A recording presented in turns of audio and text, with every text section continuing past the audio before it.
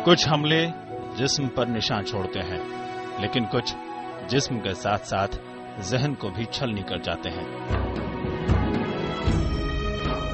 एक पल एक दिन कैसे गुजारा है वो सब जब याद करती हूँ तो मतलब अभी मैं भूली नहीं हूँ, इतनी आसानी से तो भूलूंगी नहीं। एसिड हमले से किसी महिला का चेहरा खराब हो जाता है और आंखों की रोशनी चली जाती है। कई दफा जान तो बच जाती है, लेकिन जिंदगी बोझिल और दर्दनाक होकर रह जाती है। जिस्म पर लगे घाव तो सबको दिखते हैं, लेकिन जहन पर लगे घाव किसी को नजर नहीं आते। ऐसी ही कहानी है सोनाली की। 10 साल हो गए उस खौफनाक हादसे को। झारखंड में अपने घर की छत पर सोई सोनाली पर कुछ लड़के तेजाब डालकर भाग गए। उसका चेहरा जल उठा, आंखों की रोशनी जाती रही।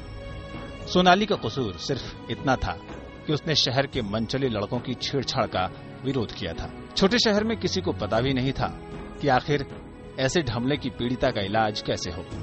इलाज में जमीन, गहने सब बिक गए। इस बीच सोनाली के मामले में अभियुक्तों को सजा तो हुई, पर जमानत मिल गई। दुखी सोनाली ने इच्छा मृत्यु तक मांग ली। गया की रहने वाली ज्योति का मामला भी कुछ ऐसा ही है। ज्योति के मामले में तो पुलिस ने एफआईआर दर्ज करने से भी मना कर दिया।